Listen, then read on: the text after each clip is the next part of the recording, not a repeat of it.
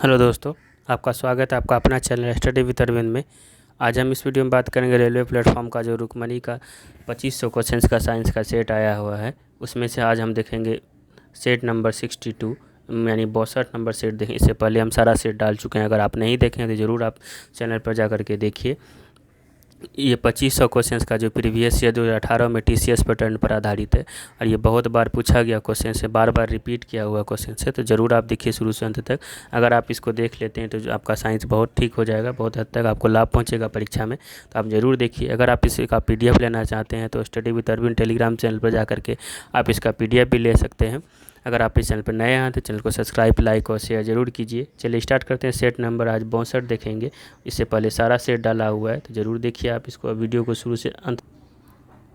चलिए स्टार्ट करते हैं। आज का सेट नंबर हमारा 62 62 नंबर का आज हमारा पहला क्वेश्चन होगा। इससे पहले सारा सेट डाला हुआ है, तो ज़रूर देखिए आप इसको। चलिए पहला नंबर का क्वेश्चन है आज हमारा कि निम्नलिखित में से कथन विभिन्न माध्यम में 25 डिग्री, ये क्वेश्चन बहुत बार पूछा गया है, 25 डिग्री सेंटीग्रेड ध्वनि की चाल क्या होगा।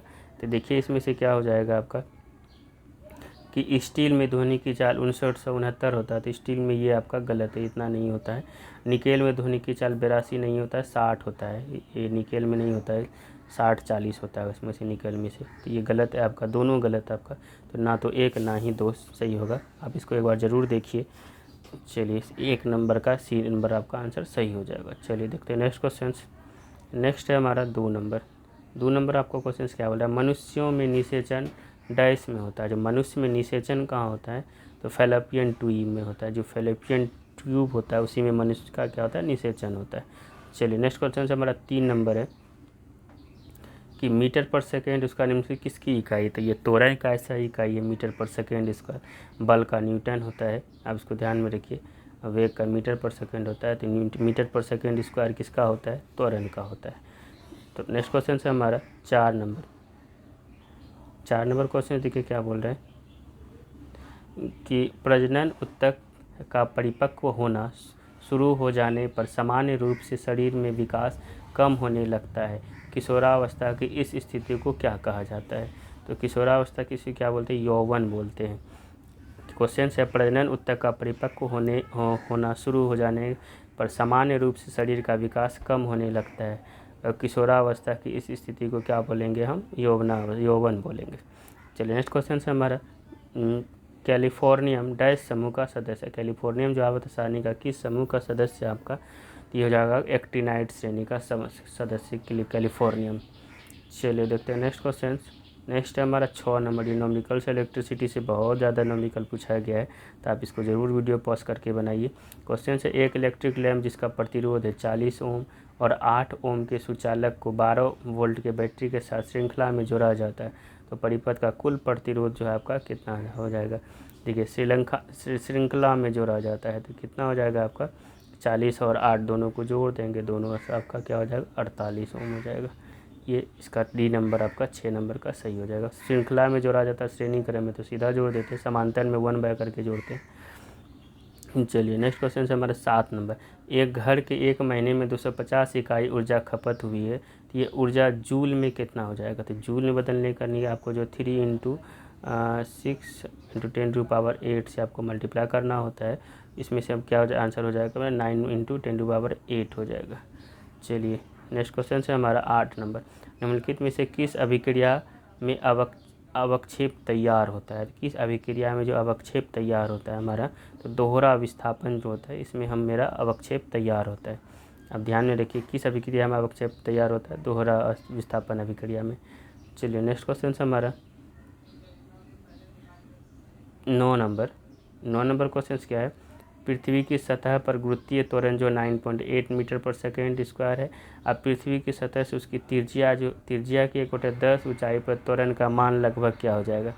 देखिए इसमें से आप नॉमिकल्स है, इसको वीडियो पॉज करके आप बनाइए। इसका आंसर हम बता देते हैं 8.1 मीटर पर सेकेंड स्क्वायर हो जाएगा। चलिए नेक्स्ट क्वेश्चन है हमारा 10 का। 11 kg का एक वस्तु भूमि से 6 मीटर की ऊंचाई पर हो तब उसमें से निहित ऊर्जा क्या हो, जबकि ऊर्जा का मान दिया। ये नॉमिकल से आप वीडियो पॉज करके बनाइए। इसका mgh पे आप बैठाइएगा तो इसका आंसर निकल जाएगा आपका। 10 का आंसर क्या हो जाएगा 686.8 जूल हो जाएगा, क्योंकि m दिया हुआ है, h दिया हुआ है, g दिया हुआ है। तो आपका ये निकल जाएगा। चलिए नेक्स्ट क्वेश्चन है हमारा 11 नंबर। 11 नंबर क्वेश्चन देखिए क्या बोल रहा है कि कार्बन डाइऑक्साइड में कार्बन की संयोजकता कितनी होती है। तो कार्बन डाइऑक्साइड में इसका 6 होता है, तो 6 का क्या होगा 2 और 4, तो संयोजकता क्या हो जाएगा 4 हो जाएगा। 11 का सी नंबर आंसर आपका सही हो जाएगा। नेक्स्ट क्वेश्चन से 12, यदि एक m द्रव्यमान वाली वस्तु को जमीन से h ऊंचाई तक उठाया जाता है तो इस क्रिया के लिए बल की आवश्यकता होती है। तो वस्तु को उठाने के लिए आवश्यक न्यूनतम बल डैश के समान होती है। ये किसके समान होती है, आपका वस्तु के वजन के समान होती है। 12 का ए नंबर आपका आंसर सही हो जाएगा। चलिए देखते हैं नेक्स्ट क्वेश्चन। नेक्स्ट है हमारा 13 नंबर। ठीक है, 13 नंबर क्वेश्चन क्या बोल रहा है कि निम्नलिखित में से कौन सा मिश्र धातु 4 घटकों से बनी होती है। तो 4 घटक से कौन बना होता है, आपका नाइक्रोम होता है, निकेल, क्रोमियम, मैग्नीज होता है और एसन बना होता है। तो देखिए नाइक्रोम क्या होता है 4 घटकों से बना होता है, निकेल, क्रोमियम, मैग्नीज और Fe से बना होता है। तब जरूर ध्यान रखिए क्या क्या होता है इसमें से, निकेल प्लस क्रोमियम होता है प्लस Mn होता है और प्लस Fe होता है। 4 घटकों से यही बना होता है। तो 13 का सी नंबर आंसर आपका सही हो जाएगा। नेक्स्ट क्वेश्चन है 14, किसी तल के लंबवत कार्य करने वाले बल क्या कहलाता है। किसी तल के जब लंबवत बल कार्य करता है उसको क्या बोलते हैं, उत्क्षेप बल बोलते हैं, उत्क्षेप बल बोलते हैं। लंबवत जब काम करेगा तो उत्क्षेप बल लगता है, ये उत्प्लावन में लगता है ज़्यादातर। तो नेक्स्ट क्वेश्चन है, किसके द्वारा किए गए तत्वों के वर्गीकरण के अनुसार मूल तत्वों को उनके परमाणु संख्या के अनुसार बढ़ते क्रम में किया गया था। संख्या के आधार पर दे दिया हुआ तो मोस्टली हो जाएगा आपका, और द्रव्यमान होता है तो मेंडलीफ हो जाता है। आप इसको ध्यान में रखिए। नेक्स्ट क्वेश्चन क्या हो जाएगा इसका, संख्या मोस्टली के अनुसार। नेक्स्ट हमारा 16 नंबर, मस्तिष्क भी शरीर का डैश समन्वयन केंद्र है। मस्तिष्क जो शरीर का कैसा समन्वयन केंद्र है आपका, तो ये मुख्य समन्वयन केंद्र है। याद रखिए आप, मस्तिष्क भी शरीर का क्या है, मुख्य समन्वयन केंद्र है मस्तिष्क।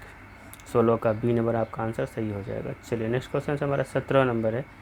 17 नंबर क्वेश्चन देखिए क्या बोल रहे हैं कि एपिडर्मिस किसके सबसे बाहरी परत है। एपिडर्मिस जो है आपका जंतु में त्वचा वाला भाग जो होता है वही उसका सबसे बाहरी परत को क्या बोलते हैं, एपिडर्मिस बोलते हैं।